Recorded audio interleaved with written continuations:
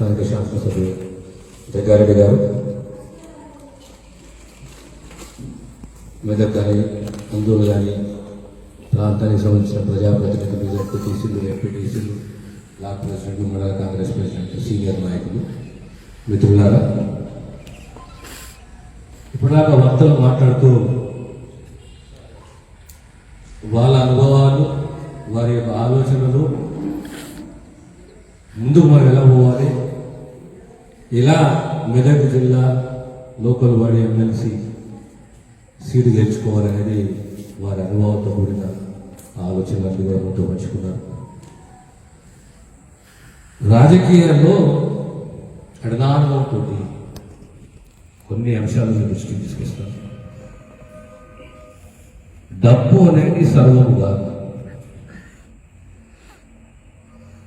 తెలంగాణ రాష్ట్రం ఏర్పడిన తర్వాత ఇంత దిగజారిపోయిన రాజకీయాలు అంటే ఒకసారి మనం ఆలోచన చేస్తే,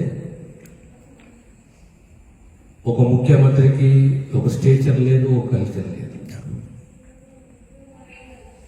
తెలుగు రాష్ట్రాల ముఖ్యమంత్రులు ఏ పార్టీ కానీ, కాంగ్రెస్ కానీ, టీడీపీ కానీ, ఎవరే కానీ, ముఖ్యమంత్రి అనేవాడు ఒక ఆదర్శవంతుడు కావాలి, ఒక దార్శనికుడు కావాలి, చరిత్రలో మిగిలిపోవాలి. అని ఇంత గొప్ప నాయకుడు ఉండే మా రాష్ట్రాన్ని, మా ప్రాంతాన్ని ఇంత గొప్పగా పరిపాలించింది. అలాంటి నాయకుల గురించి విన్నాము, చూశాము. కానీ ఒక దగులుబాజీ, ఒక బట్టెబాజీ, పుత్తులు లేస్తే అబద్ధాలు, తెలంగాణ సమాజాన్ని ఏ రకంగా మోసం చేయాలి, యువతులు ఏ రకంగా మోసం చేయాలి, రైతులను ఏ రకంగా మోసం చేయాలి, అబద్ధాలు ఏ రకంగా ఆడాలి, ఈ రాష్ట్రాన్ని అప్పుల కూపిలకు ఏ రకంగా నెట్టుకుపోవాలి అని ముఖ్యమంత్రి జీవితంలో ఎవరు చూడలేదు. ఇలాంటి ముఖ్యమంత్రి ఇక్కడ కొద్దిగా మనకు కూడా పొరపాటు ఉన్నది. రాజకీయ అవగాహన ఉందా లేదా అనే ప్రశ్న అయితే, తెలంగాణ రాష్ట్రం తెచ్చుకున్నాం, 60 సంవత్సరాల పోరాటం, మన తెలంగాణ కావాలని చెప్పి తెలంగాణ తెచ్చుకున్నాం. ఏవో అద్భుతాలు జరిగిపోతాయి, మన తలరాత మారిపోతుంది, సమాజం సమూలంగా మారిపోతుంది, అన్ని బాగా అయితే అనుకున్నాం. కానీ చివరికి 7.5 సంవత్సరాల తెలంగాణ రాష్ట్రంలో మనకు మిగిలింది 4 లక్షల కోట్ల రూపాయల అప్పు. మీరు ఒక చిన్న స్థాయి అధికారి నుంచి మొదలు పెడితే ముఖ్యమంత్రి వారు కంప్లీట్లీ అవినీతి, సంపూర్ణంగా అవినీతి. అవినీతి అనేది చిన్న పదం, కానీ ఇక్కడ జరుగుతున్నది దోపిడీ, ధర. వాళ్ళందరిపై బాధ్యత ఉంది, వాళ్ళందరికీ బాధ్యత ఉన్నది. ఓ సర్పంచ్ కానీ, ఓ ఎంపీటీసీ కానీ, ఓ జడ్పీటీసీ కానీ, ఒక శాసనసభ్యుడే కానీ, ఒక పార్లమెంట్ సభ్యుడే కానీ, ఏదో ఒక కొన్ని ఏదో నైతిక విలువలతో కూడా ఉండకపోయారు. ప్రశ్నించే తత్వం ఉండాలి, ప్రతిపక్షం ఉండాలి, ప్రజాస్వామ్యం ఉంటుంది.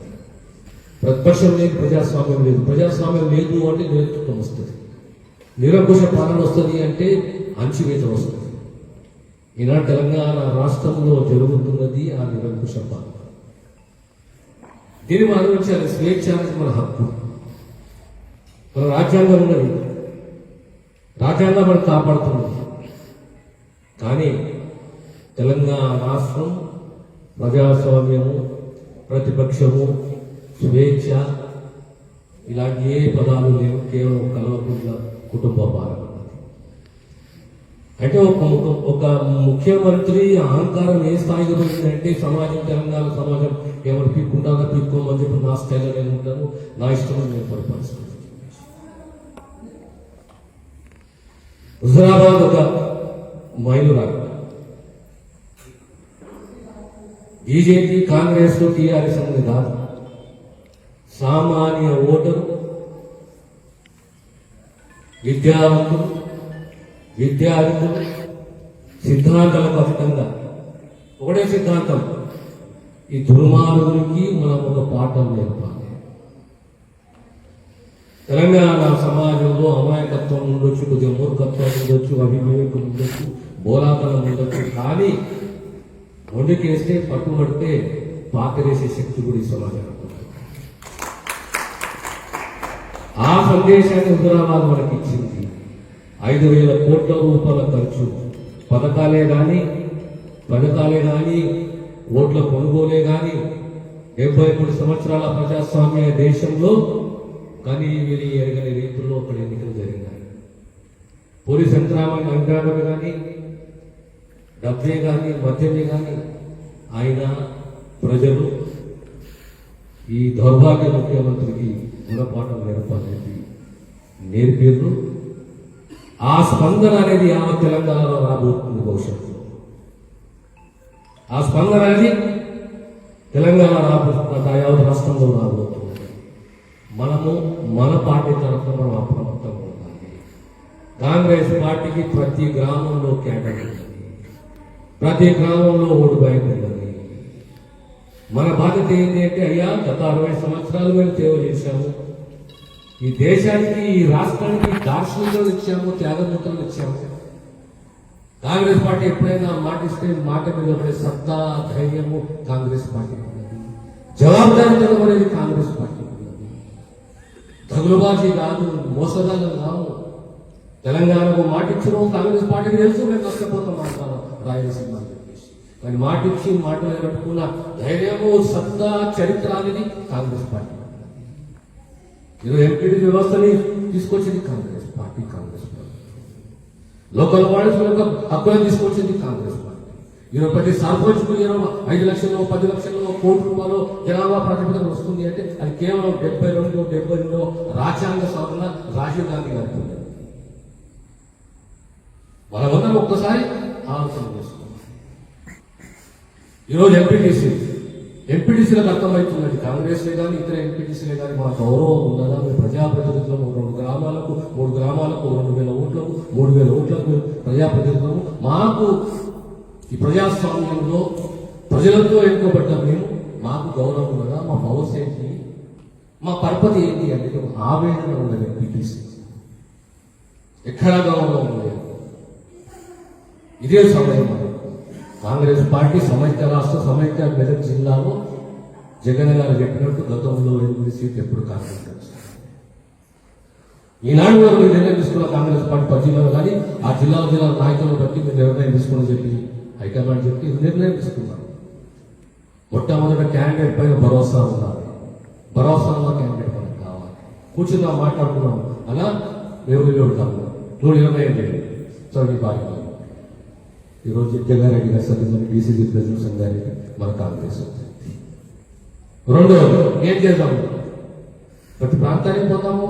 మెదకే కానీ నారాయణపేట కానీ సిద్దిపేట కానీ మన గజవేలే కానీ నర్సాపురే కానీ ప్రతి ప్రాంతానికి పోదాం, కూర్చుందాం, మన కార్యకర్తతో మాట్లాడదాం, మరి ఆవేదన కానీ మన ఆలోచన కానీ మనం మాట్లాడదాం, మనం షేర్ చేసుకుందాం, నిర్ణయం తీసుకుందాం. 230 ఓట్లు మనకు ఉన్నాయి, మనం ప్రయత్నం చేద్దాం. మన చరిత్ర ఉంది, మన నిబద్ధత ఉన్నది, మనం పిలుపునిస్తాం. అయ్యా తెలంగాణ రాష్ట్రాన్ని కాపాడే బాధ్యత పార్టీలకు అత్యంత ప్రతి ఒక్క పౌరులకు ప్రతి ఒక్క ప్రజాప్రతినిధి. కనుక మీరందరూ ఆలోచన చేయండి. మీరు ఢిల్లీ పోతున్నారా క్యాంపులు, అస్సాం పోతున్నారా క్యాంపులు, మీరు ముంబై పోతున్నారా క్యాంపు, మీరు కశ్మీర్ పోతున్నారా క్యాంపుకు. ఆ డబ్బు అనేది కోట్ల రూపాయలు ఖర్చు పెడుతున్నదే ఈ కుటుంబము. ఈ డబ్బు ఎక్కడికి దోచుకుంటారు, మోసపూర్తిగా దోచుకున్న డబ్బు, ప్రాజెక్టుల ద్వారా దోచుకున్న డబ్బు, ధర్నీ ద్వారా దోచుకున్న డబ్బు, కరెంట్ ద్వారా దోచుకున్న డబ్బు, మిషన్ భగీరథ ద్వారా దోచుకున్న డబ్బు. ఈ డబ్బు ఏమిటి? మన డబ్బు, తెలంగాణ సమాజం డబ్బు. ఈ ఖజానా తెలంగాణ ప్రభుత్వ ఖజానా, ప్రభుత్వ ఖజానా, ప్రజల ఖజానా, కల్వకుంట్ల ఖజానా కాదు. మీరు ఏడికి పోయినా, దేశంలో ఏ ప్రాంతానికి పోయినా ఓటు వేసే రోజు మాత్రం తెలంగాణని, ప్రజాస్వామ్యాన్ని, స్వేచ్ఛని, కాంగ్రెస్ చరిత్రని దృష్టిలో పెట్టుకొని ప్రతి ఎంపీటీ న్యాయంగా ఉంటాడనే అంశాన్ని నేను విశ్వసిస్తూ మీ అందరూ మనందరూ కూడా కలిసికట్టుగా ఎవరైనా మన అప్రోచ్ అయినా మనతో మాట్లాడే చేసిన అయ్యా ఇది మా పరిస్థితి, మేము ఓడినా గెలిచినా మేము ప్రజల మధ్యలో ఉంటాము. మేము పోలీస్ యంత్రాంగంతో పరిపాలన చేయలేదు, ప్రజాస్వామ్య పద్ధతిలో పరిపాలన చేసినాము. ఆనాడు సమైక్య రాష్ట్రంలో కాంగ్రెస్ ప్రభుత్వం ఇదే పోలీస్ యంత్రాంగాన్ని వాడితే తెలంగాణ ఎక్కడ ఉంటుంది? ధర్నా చౌక్ని గౌరవించింది కాంగ్రెస్ ప్రభుత్వం, ధర్నాలను గౌరవించింది కాంగ్రెస్ ప్రభుత్వం, నిరహార దీక్షలను గౌరవించింది కాంగ్రెస్ ప్రభుత్వం, ఉస్మానియా కాకతీయ విశ్వవిద్యాలయంలో పోరాటాలను గౌరవించింది కాంగ్రెస్ ప్రభుత్వం. ఇవన్నీ దృష్టిలో పెట్టుకోండి. రాబోయే 10 రోజులు 15 రోజులు ఎక్కడ ఎంపీటీసీ ఏమున్నా మన కరుడు కట్టిన కాంగ్రెస్ ఎంపీటీసీ మనమందరం కలిసి కట్టుగా ఈరోజు తెలంగాణ రాష్ట్రంలో టీఆర్ఎస్ కల్వకుంట్ల కుటుంబానికి వ్యతిరేకంగా ప్రజలు తిరగబడి ఉన్నారు. మన యొక్క కర్తవ్యం ఏంటంటే మనందరినీ కలవాలి. ప్రజలే కానీ ఎంపీటీసీలే కానీ ఎవరినే కానీ కలవాలయ్యా ఈ రకంగా తెలంగాణ ముందుకు పోతున్నది కనుక మనం గుణపాఠం పెడతాం. అది కూడా మెదక్ జిల్లా. మెదక్ జిల్లా అనేది ఇందిరాగాంధీ పోటీ చేసి ఎంపీగా గెలిచిన జిల్లా. మెదక్ జిల్లా అనేది ఎంతో మంది గొప్ప దార్శనికులు ఇచ్చిన జిల్లా. దురదృష్టం ఏంటంటే ఓ బట్టేవారి గారు ముఖ్యమంత్రి చేసిన జిల్లా కూడా. ఆ బట్టేవారి యొక్క రేపొద్దున మా జిల్లా ఇలాంటి బట్టేవారి లెక్కలు నడవవు. నేను గుణపాఠం నేర్పుకున్న విషయాన్ని మీకు సంబంధంలో ప్రతి ఎంపీటీసీ ప్రతి ఒక్కరితో మాట్లాడి రేపు పొద్దున ఈరోజు తెలంగాణలో 2 జిల్లాలు ఖమ్మం ఒకటి మెదక్, 2 జిల్లాలు ఖమ్మం మెదక్. దీన్ని బట్టి మనం అర్థం కావాలి. కాంగ్రెస్ కార్యకర్తలు అర్థం కావట్లేదు. ఈ కాంగ్రెస్ ఐక్యంగా ఉన్నది, బలంగా ఉన్నది, పోరాటానికి సిద్ధంగా ఉంది. రాబోయే కాలము, రాబోయే పరిపాలన కాంగ్రెస్ పరిపాలన అనేది ఒకసారి మనం గుర్తుపెట్టుకోవాలి. మనం కలిసికట్టుగా ఏదున్నా సంపూర్ణంగా మా వంతు సహకారం అనేది నేనే కానీ జగ్గారెడ్డి గారి కానీ అంత సహకారం ఉంటుంది. కానీ ఇది ఒక నాంది, రేపొద్దున విజయానికి ఇది ఒక నాంది. ఎక్కడ కూడా అభద్రత ఆధారపడే అవసరం లేదు. రేపు రాబోయే కాలం ఈరోజు మనం చూస్తున్నాము. ఏది మన ఏం పంటది?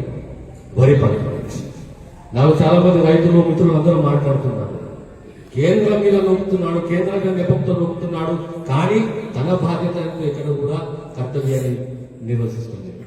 ఇది మనకు స్పష్టంగా అర్థమవుతుంది. ఏంటి అంటే గడికొక మాట, పూటకొక మాట, నెలకొక మాట. ఇది ముఖ్యమంత్రినా? ఇంకా దిగజారిపోయిన ముఖ్యమంత్రి నా జీవితంలో నా 30 సంవత్సరాల రాజకీయ ప్రస్థానాన్ని ఎప్పుడు మనందరం కలిసికట్టుగా రేపు పొద్దున మెదక్ జిల్లా స్థానిక సంస్థల ఎమ్మెల్సీ అభ్యర్థి